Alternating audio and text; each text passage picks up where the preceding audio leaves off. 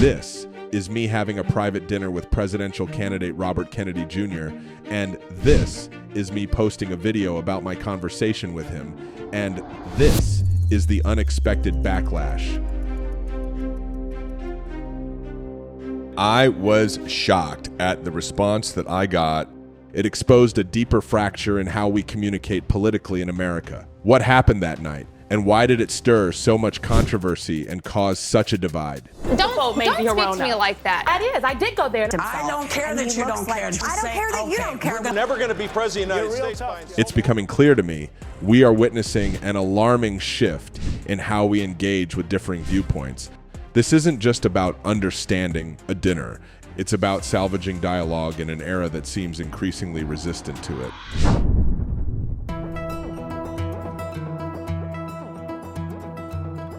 I want to unpack what I think is going on in America today. Maybe it's going on in the world, but my experience is mostly in America in terms of our political divide, in terms of the way that we communicate with each other, because I think it is a pretty dramatic drift away from what the founders intended in terms of having a healthy debate, having conversations about topics and issues. But I also sort of lean on the spiritual or religious traditions, and an easy way to sum that up is like, what would Jesus do? So it seems like a lot of people are not doing the WWJD approach to politics, and I think that's part of the problem. So let me share for a moment where I am in this conversation before I talk to you about what I believe is happening and why I lost subscribers, and how that's a small example of a greater problem that is a tremendous threat to democracy in the United States today.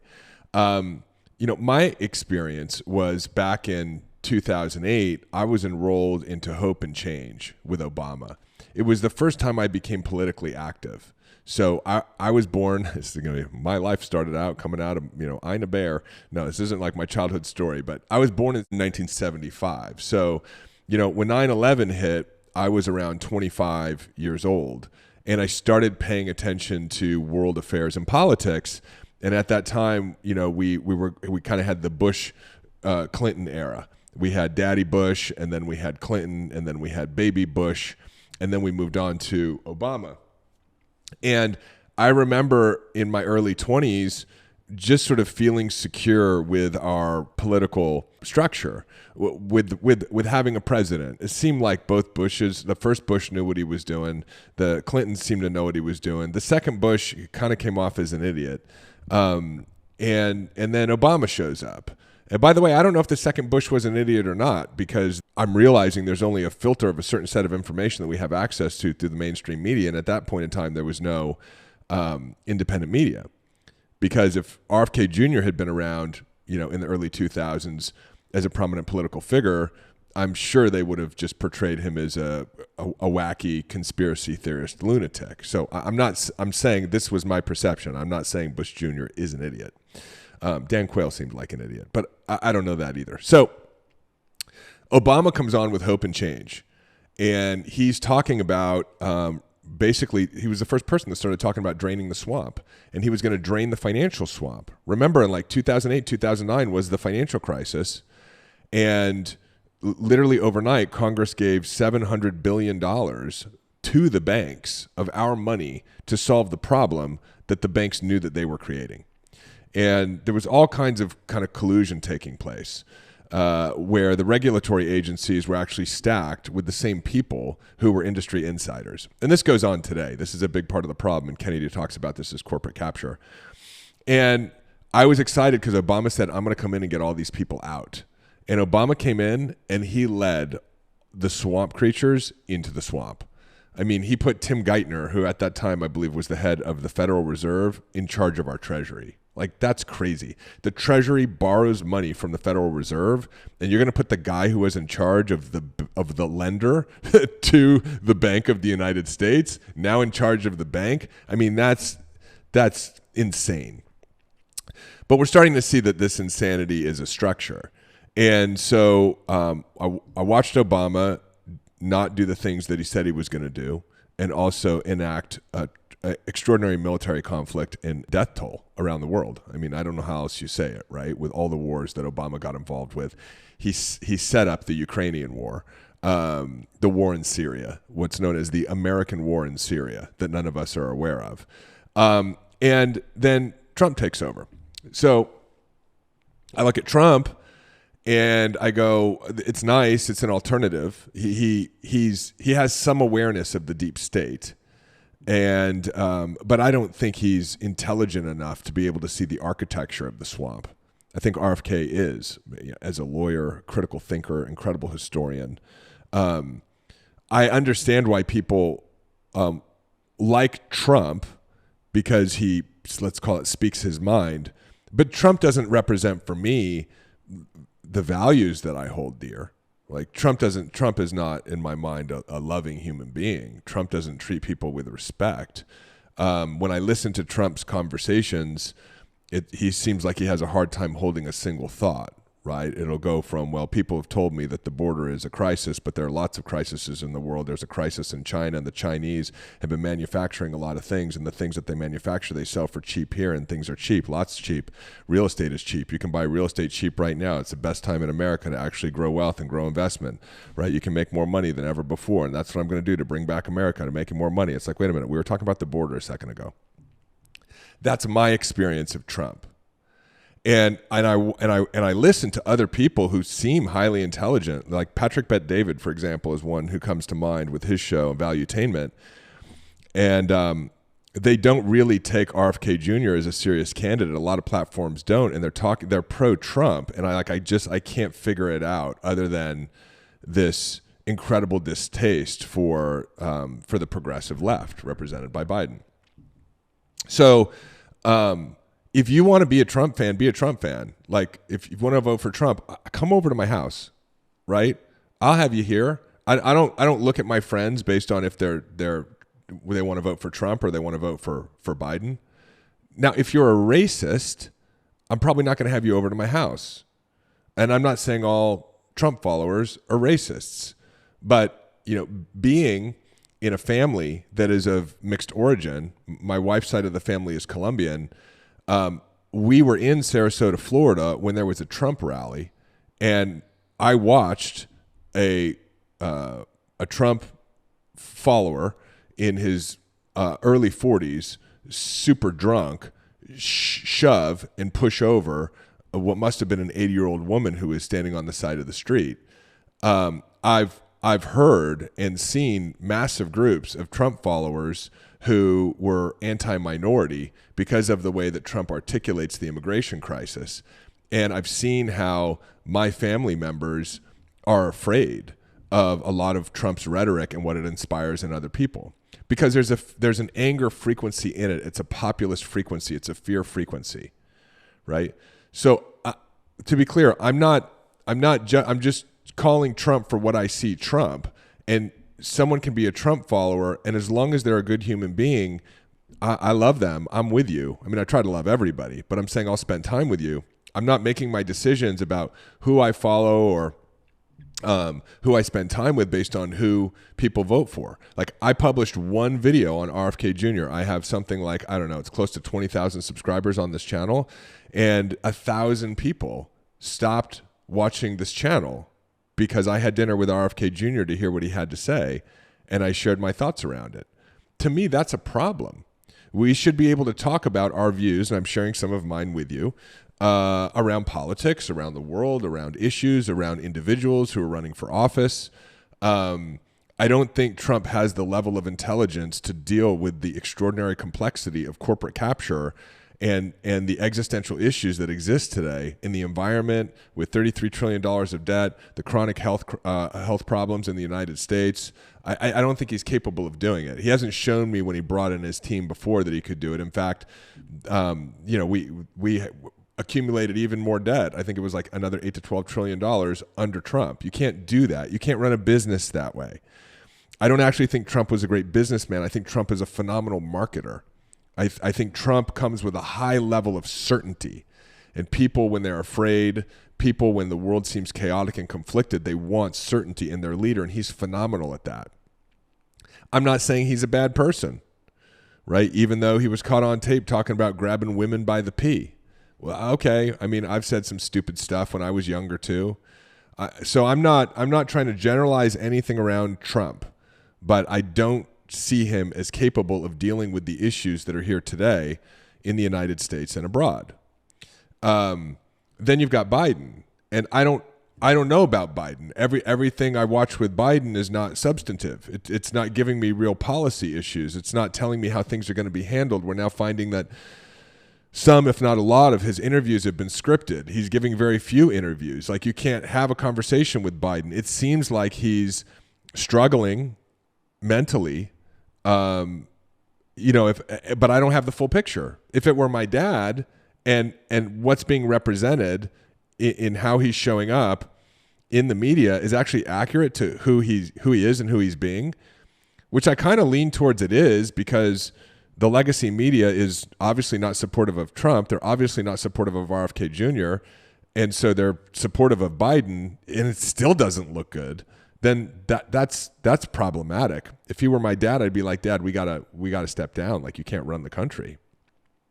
And my sense is, although this is just a sense, because America has been captured by powerful interest groups, that it's actually perfect that Biden is fairly incapable, because now you've just got a figurehead that, doesn't have his full cognitive capacity around him, and that allows the puppet masters full control. By the way, when I talk about this, make no mistake, I told you at the beginning of this episode, I believe in the certainty of the goodness of the future.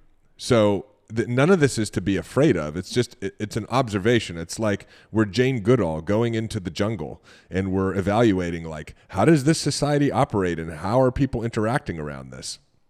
And unfortunately, we're not able to have conversations with other people without it becoming like personal ad hominem attacks.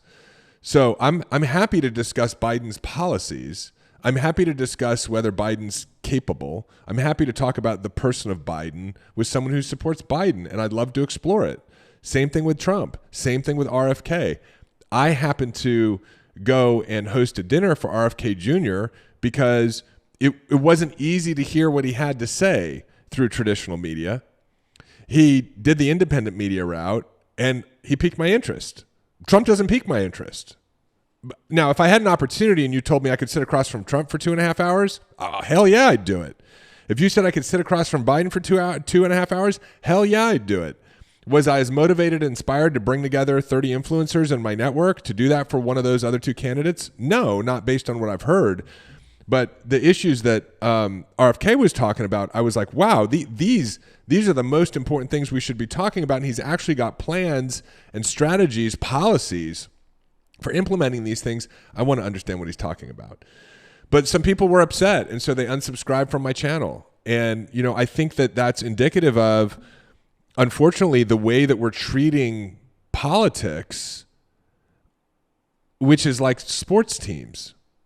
It's like, it's actually worse than sports teams, because usually it's like, if you're a Mets fan, you're not going to not be friends with a Yankee fan, right? Like, that's not kind of how we make our decisions. I mean, some Mets and Yankees fans might do that, right? But I was like a Lakers, Showtime, 80s, 90s, all the way up until the Kobe Bryant, Shaquille O'Neal, Karl Malone, Gary Payton failure to beat the Spurs in the finals. And I gave up on basketball. But like all that time that I was like a Lakers Showtime fan, it's not like I wouldn't hang out or talk with a Boston Celtics fan. In fact, we'd probably have a great time just ripping on each other and ripping on each other's teams. But that's not how it is with politics. And I think the media has made it this way. I think we've been influenced to believing that this is the way it should work with politics, because it keeps us divided and it prevents us from having intelligent conversations. And so we treat this as if sort of like you're the enemy if you support somebody that I don't support. And I'm not going to talk about any of the issues or take the time to understand any of the issues of the opposing parties. I'm not willing to have a conversation around it. And I'm just going to not be around you. I'm going to move back into my own echo chamber where, I either just yell at people external to me, or I connect only with people who believe what I believe. And, you can see how problematic this is. It creates these dogmas and these orthodoxies, And, no matter who wins, what ends up happening is you've got, 70% of the population that's not happy with whoever the person is, but that 70% of the population hasn't even taken time to understand their policies. There's something that exists today where and I think it's social media. It's so easy to have an opinion and to have absolutely no factual foundation for it. Just to have an opinion. And if someone presents you with a different set of facts, you'd rather just hold on to your opinion than go, oh, wow, really? Like, I didn't know that. Is that true? Let me go take a look to see if it's true, because then I might change my mind.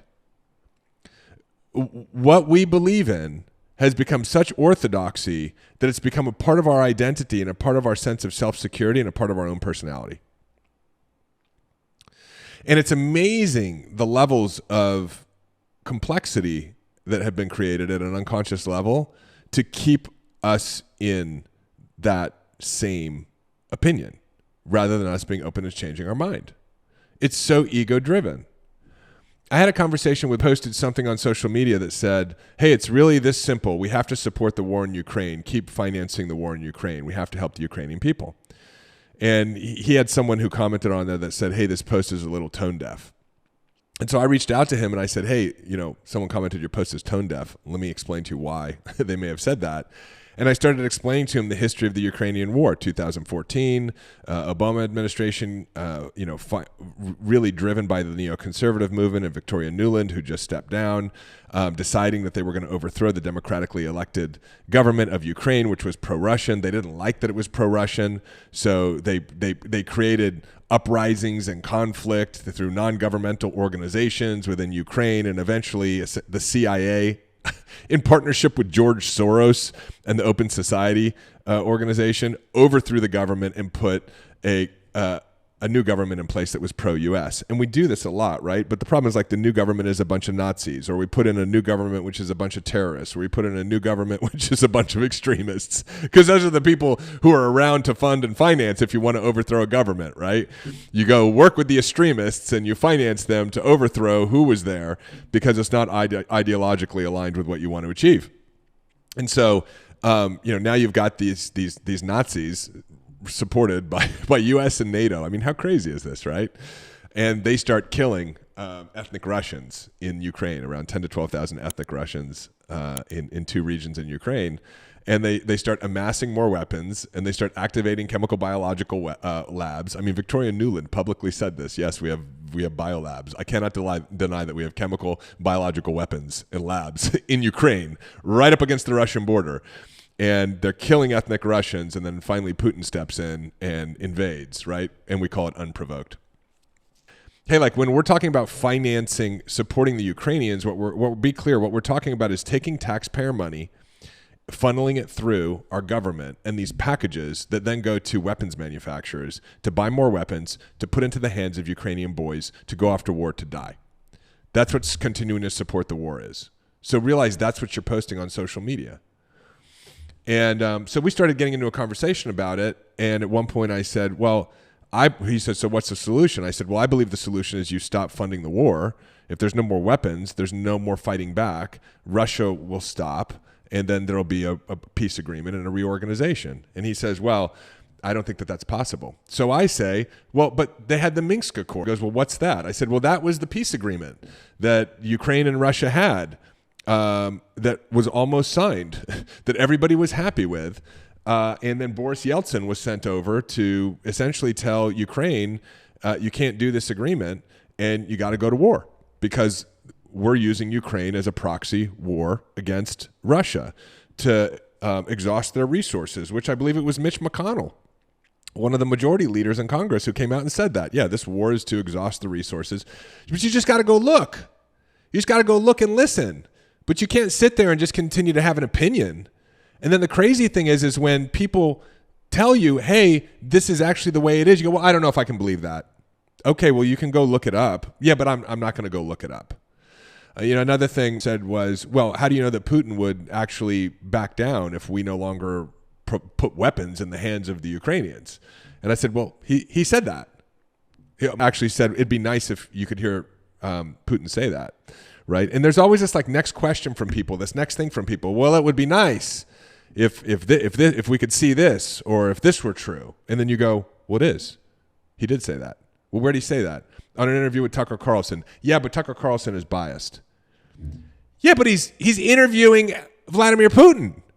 So a minute ago you said it'd be nice to hear Vladimir Putin say this. Now I'm saying he's saying this, and you're saying, well, but it doesn't matter that he's saying it because he's in an interview with Tucker Carlson. And then you go, holy shit, this is why we're all screwed, right? This is why it's all messed up.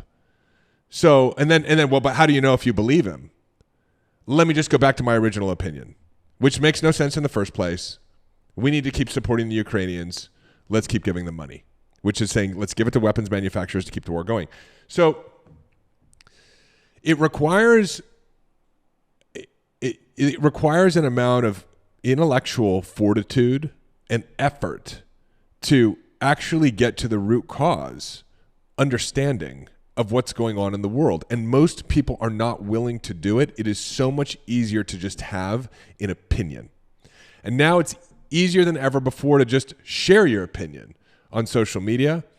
And so if we've got a whole collective that's sharing these uneducated opinions that are emotionally charged, that they then take on as a personal identity of being right, because so many of us feel like we're not good enough. So here's a wonderful opportunity for us to be right about something and to assert our rightness against other people so that they can be wrong. And it has nothing to do with the reality of the situation. And so we continue to spend time or congregate around people who agree with what we agree with, that most of the time has no basis in reality. It's just opinion. And we disassociate from other people who have a different opinion, and we disassociate from the information that might actually change our opinion. Listen to this. This is a guy who posted on my YouTube video, the one I did recently. You can check it. It's a few episodes ago, my private dinner with RFK Jr. And I mentioned something about I discovered RFK Jr. because we decided to have a more natural childbirth. We saw that a lot of aspects of what's referred to as the birth machine, medicalized birth, creates trauma for the child. You just at a fundamental level, like I was circumcised, probably TMI right there. I was circumcised, and I realized after reading a book by this woman Ida May, who is like the doula, like she's the midwife that wrote the book on midwifing and natural births. We started seeing all of these things. Like, hey, did you know that women used to stand and dance and walk around when they gave birth? Did you know why they started laying women down? How that was part of making it easier in the medical environment? Do you know when these medications for inducing labor came into play, or these what's it called when you get the shot in your back? God, I can't even remember right now. The thing that numbs the woman. I'm sure it'll come back to me. My wife was reading this book and she's like, did you know? Did you know? Did you know? Did you know? And you start looking at this and you're like, oh, I don't want to go along with that process. Epidural. So we decided we're going to have a natural birth. And then I'm like, why would I circumcise my kid? Like, if I actually look at the risk reward, you know, there's some risk of infection if he's uncircumcised over time, if you're not properly cleaning the genitals, right? The other option is, hey, little man, welcome to Earth. Let me snip off the tip of your dick. No, that's not what we're doing here in welcoming Gabriel to the planet. That's not what we're doing. And so I started looking at all these other things. I'm not puncturing my kid, injecting needles. If we're doing it, it's on a must-do basis only. Right? He's hanging out with mom. We're playing soft music. We're covering the fluorescent lights with nice colored sashes or however you say the word, right? And we're doing this as naturally as possible. We're welcoming this being onto planet Earth. I am not cutting his genitals within the first 2 hours. So I started going down the vaccine path and like, okay, which vaccine should I give my kid? Because when I was born in 1975, there were a handful of vaccines that I got, and only a handful of shots. And after 1989, that list exploded. And like now I'm vaccinating my kid for things like hepatitis B. Why? He is not at risk of that unless his mom's got it, unless he's going to be a drug user or go out and have unprotected sex. And my kid's not going to do it. And if you look at the history of the Hep B vaccine, they were like, oh, hey, let's just be preventative so that, you know, when people become too traumatized and start using drugs and start having sex, they may not spread Hep B in the prison system. Okay, but I'm not worried about that for my kids. So we're taking that one off the schedule. And I read this incredible book called Vaccines 2.0, where these two doctors mapped out the efficacy of all the vaccines, the risk of all the diseases they vaccinate against, which ones are life-threatening, I went through the whole thing, and I made some decisions based on that, not based off of some for-profit schedule that's put together by whoever it is, the CDC, the NIH, the FDA, right? A bunch of people who make a shit ton of money based off of how big this schedule grows, where there's no accountability for the pharmaceutical companies. And oh, by the way, where they've modified these products over the last 30 years. And like most other medical products, they don't have to go back and resubmit or retest. They just do an addendum to some vaccine that they proposed back in 1991 that's now a very different version of it in 2024. So I made some decisions about that. And in that journey, I discovered RFK Jr. And he's talking about it in an intelligent way. I'm not saying don't vaccinate your kids. I'm not saying, do a modified schedule. I'm not saying space it out more than what the CDC is telling you to do. I'm not saying go do those things. I'm saying since 1989, there's been an epidemic of chronic disease among children. And Kennedy talks about it in a really intelligent way. And he's not blaming vaccines. He's saying it's external factors. It could be glyphosate. It could be Roundup. It could be other pesticides. It could be things in the air, things in the soil. It could be electromagnetic frequency. And it could be medical products. Some of those might be vaccines. Let's look at all of it because our kids are dying as they're coming into the world, right? Right now, 1 in 10,000 70-year-olds have autism. So this is not an issue in misdiagnosis. Right now, 1 in 10,000 70-year-olds have autism.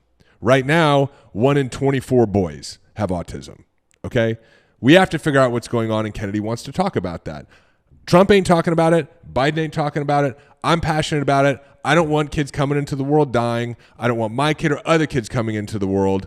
And to have something that either something we're doing, let's be clear, because whether it's environmental or whether it's a medical product or whether it's something else, it's something we've done on this planet is making these kids sick, and we should figure it out. So this guy comments on my YouTube, then unfollows me.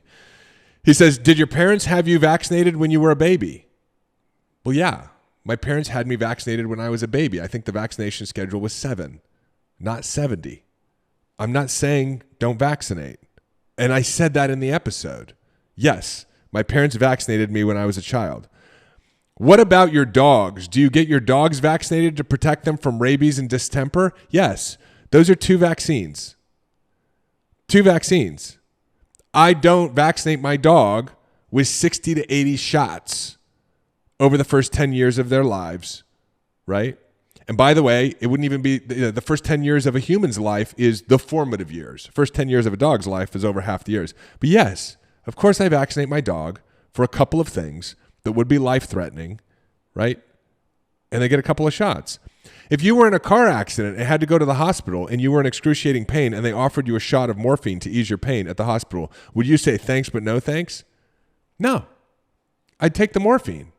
What does that have to do with the volume of medical products that we're putting in children as their immune system is developing? What is that? Did I say don't do medicine? Did I? No, I didn't say that, right? But you can just see someone comes in, and this is what's happening, and this is the point, with an emotional perspective. It's not an intellectual perspective. It's an emotional perspective. People feel a certain way about things.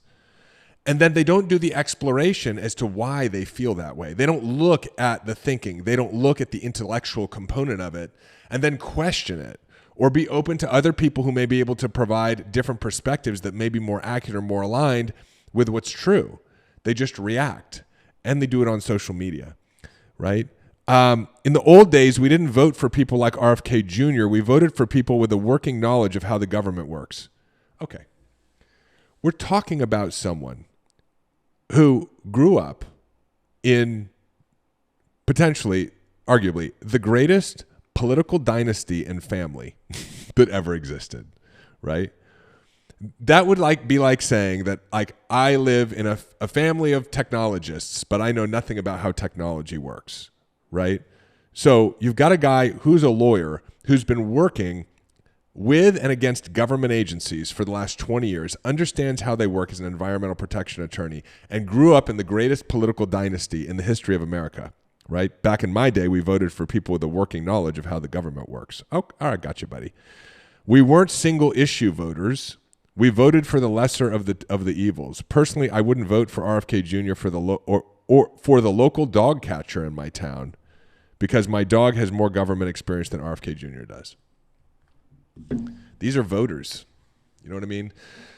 And so if you really get to the root issue, if you want to go like to the cause of the cause of the cause of the cause of all of this, there is now a call for us to heal ourselves.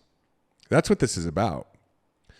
Each and every one of us, whether we're supporting RFK, whether we're supporting Trump, whether supporting Biden, whether we're, what's the new word, non-committed, uncommitted, everything that we're seeing external to us, all the chaos, all the problems, all the corruption, all the dysfunction, all the damage, all the destruction, that's just a materialization of unprocessed trauma inside of all of us. The degree to which we are healthy inside is the degree to which we will experience a healthy world. And so, you know, that's why I started this podcast, and that's why I believe in the certainty of the goodness of the future. Right now, we're witnessing at a deeper level of awareness all of the unintelligence, all of the chaos, all of the trauma, right, that's out there, which is unresolved inside of us. And so if we want to create change, you know, this episode is actually not about voting for Trump or voting for Biden or voting for Bobby. That's not what it's about. This episode is about being able to have enough emotional and spiritual sovereignty to allow the political process to unfold and for allow people to have their opinions and to encourage us into an intelligent conversation around these topics that are important to all of us. Right? I would think that like chronic disease among children is important to all of us. The fact that we have $33 trillion in debt and within the next couple of years, 50 cents of every dollar is going to have to go to service the debt is important to all of us.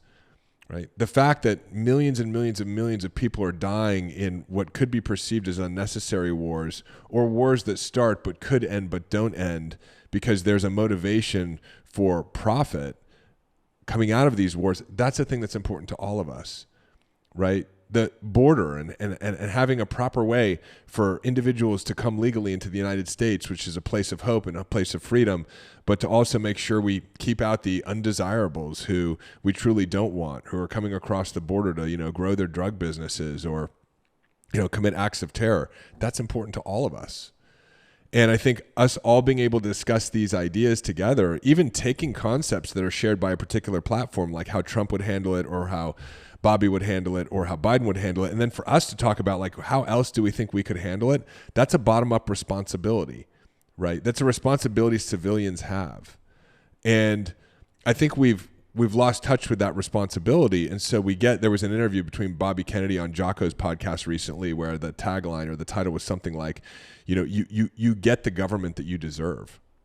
And so we're getting the government that we deserve right now because we're not grounded enough in ourselves. We haven't healed ourselves enough to be able to see through the facade that's being created, to be able to stand undivided amidst encouragement for division, and to be able to, from a really loving place, address each other and address these issues so that we can make some progress together. So I go back to this idea that the solution is a changed mind. The solution is you doing the work, you healing yourself, you being in a place where no matter what someone thinks or does around you, you're not reactive. You're responsive from a WWJD place, from a what would Jesus do place. It's what I like about Bobby Kennedy, by the way. If you watch some of his interviews, they just attack him ruthlessly, and he just responds with information, love, kindness. He said that's what his campaign is about. One of the questions I asked him when I was sitting across from him was, hey, I've never seen anyone be able to have the level of emotional resiliency and emotional control that you have. Clearly, he's superior to Trump and Biden in terms of his emotional capacity and what he's shown. That doesn't mean that you have to vote for him, but it's just as we start to evaluate, you know, Trump does not have a lot of emotional control, emotional intelligence. Biden, it's hard to tell anymore because you get so little out of him when you see him publicly. But I said to Bobby, I said, is this because of the work that you've done in 12-step recovery? And he said, yeah, 100%. He's been in 12-step recovery, Alcoholics Anonymous recovery for over 30 years. He goes to 9 meetings a week. And that is a program of emotional resiliency, and it's a program of love. It's a loving path. It's a program of tolerance and accepting others. And I think that that's the way through all of this. But we can't just have a president who actually embodies that. We all have to embody that.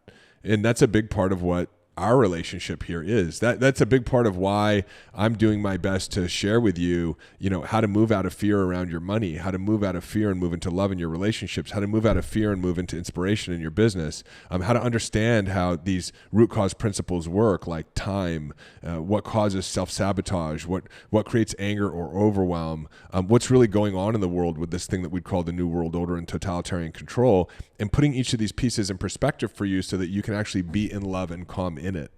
This process will resolve. When I was in the depths of my addiction and my life had become unmanageable and I was operating from a place of insanity and I felt powerless to change it, that's what brought me into my spiritual awakening. It's what brought me into my personal power. What brought me into my ability to actually lead myself and lead others. And that's what's happening in the world right now. The world is in a process of unmanageability. It's an addiction. And it's really an addiction to insecurity. It's an addiction to the thought patterns and the emotions that we haven't properly processed, thousands of years of trauma that have come through. It's the addiction represented by the ego. And so we're materializing an ego-driven world. Just like when I was in my addiction, I had materialized an ego-driven life. And when you create an ego-driven world, it becomes unmanageable for you. You have a breakdown and a meltdown. And from that place of knowing not what else to do, you start to reconnect with noble principles, forgiveness, love, kindness, grace, patience, curiosity. And if you can train your nervous system to operate from that place, well, then you're going to have the thoughts and the ideas that are going to actually solve the problems of the world today. You're going to have the thoughts and ideas that will create the new system, regardless of how big or scary or now they've got AI, right? The old system is. I don't believe that the old system is going to sustain itself. And you become a better person.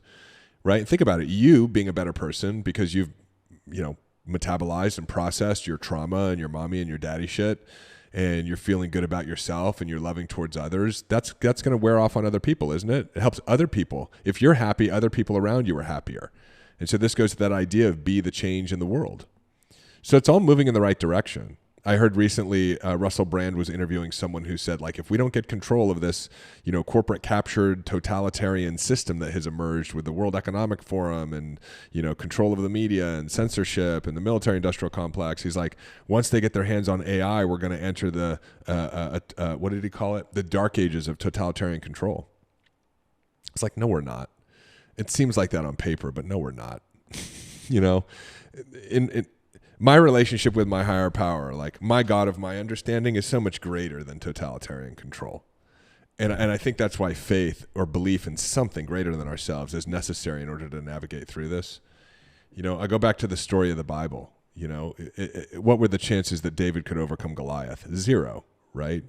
But he had God on his side. He had a higher power on his side. And I think it's important, whether the God of your understanding is in Christianity or Islam or metaphysics or the universe, it's important. And what I love about the scripture is that it tells us about what our higher power can do for us individually and collectively. When the Hebrews were enslaved in Egypt under Pharaoh, that was the dark ages of totalitarian control. Wasn't it? Maybe I'll do a whole separate episode on this. But that was there was no way out. I mean, you're a slave in Egypt, you're done. And God used that as an opportunity to go, let me show you how I operate.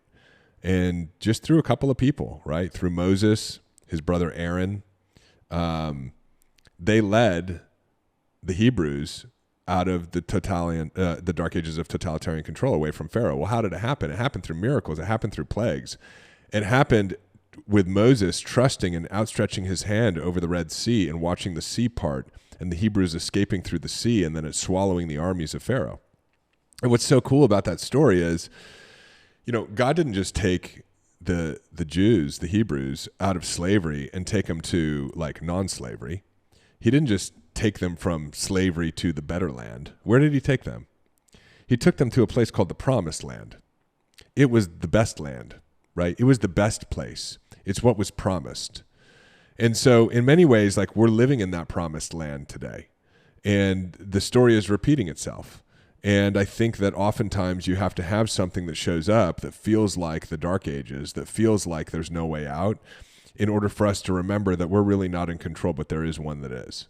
And that higher power will work through us and around us in order to shepherd us through any type of challenges. So I share this story with you because some of my private clients are like, yeah, I'm scared. Like, what do I do? The banking system collapses. Do I buy gold? Do I build a farm? Do I raise sheep? I'm like, listen, no. You strengthen your faith. You heal yourself. You clean yourself out. You become a pure vessel of intelligence and love and inspiration, and you'll be guided to do all the right things, and you'll be guided to be a part of creating this next level of humanity and creating this next level of earth, and you'll get to do it with other people who are doing the same thing, right? And that's a beautiful life. That's a powerful living experience. That's the way through. And so I'm sharing it with you because I don't want you to buy into any of this. It's okay. Let's understand it. Let's take a moment to kind of see what's going on, because that allows us to go, wow, don't want more of that. I want to create something that's exactly the opposite. It allows us to observe it without being entangled with it, right? Because until we emerge from it, we're entangled with it. We're part of it. And then we're going to move into fearless people. We're going to move into faith-based people, because the only thing that is keeping the structure in place is actually the unprocessed fear that we still hold in our nervous system. Yeah, think about it. If you have your own life, but you have a lot of fears, you're going to materialize those fears in your life. Well, if we as a people hold a lot of fears, that vibrance, that resonance, it's going to materialize itself into sort of these larger structures. So what do we do? What's the antidote or solution when we're working on our own individual lives? It's to detoxify ourselves of fear. It's to have more faith. It's to have more empowered decisions, less limiting beliefs. It's to forgive our resentments, right? It's to surrender and live life in flow and in cooperation with a power greater than ourselves. Well, if we can do that as a collective, then we're going to change the collective reality too. So, I feel very grateful for those 1,000 people who unsubscribed from my YouTube channel, because it inspired this conversation. And I think this conversation is supremely clarifying and really important. And it makes me feel good. To be able to have a conversation like this, but at the end, feel good, feel certain that things are moving in the right direction. And I'm part of that movement in the right direction. And I'm doing the work to actually be part of that positive right direction, and you're doing the work because you're here tuning in and listening to this. I mean, there's no coincidence, right? It's all frequency. It's all energy. You're resonating at this level of this conversation, which means like you're actually part of creating the new world, and you are part of safety within the chaos. You are part of abundance within the scarcity. So you're in the right place at the right time right now. And I just want to acknowledge you. Also, I don't have any paid sponsors on this podcast. Every once in a while, I'll tell you about my book or an event that's coming up. But if you want to pay it forward, this is my ask for you. Tell somebody about this episode. Go listen to another episode. Share the podcast with other people, because, again, the solution is a changed mind. And, the feedback that I've been getting from people is like, hey, when I listen to these episodes, I get reoriented to what I always knew was true, but didn't know how to articulate. And we need to bring as many people into this truth school, this wisdom school, as possible. And so if you want to be, again, at another angle on you being a change agent in the world, do you and me and all of us a favor. Let's bring more people into this conversation. Tell somebody about the podcast or this episode. So I love you. I hope that was helpful for you. I hope it was grounding. I think you're going to start to notice that when you see these external chaotic things in the world going on, you're going to be less afraid, and you're going to know a little bit more, hey, this change is taking place, but you are on the leading edge of where it's going, right? Safety, security, prosperity, abundance, love, joy, and connection. And just keep doing the work. Just keep showing up and doing the work with me. I love you so much. I'll see you in the next episode. Hey, it's David. Hop on over to davidbear.com. Click right here. There's also a link in the show notes, and sign up for our newsletter. You'll get immediate access to my free Mind Hack ebook, as well as a couple of trainings to help you master the inner game. This is a great way to stay informed and be a part of our community and be notified of special announcements. Click below, head on over to the website, get subscribed. If you loved this video, make sure you check out this one or this one, and I will see you in the next video.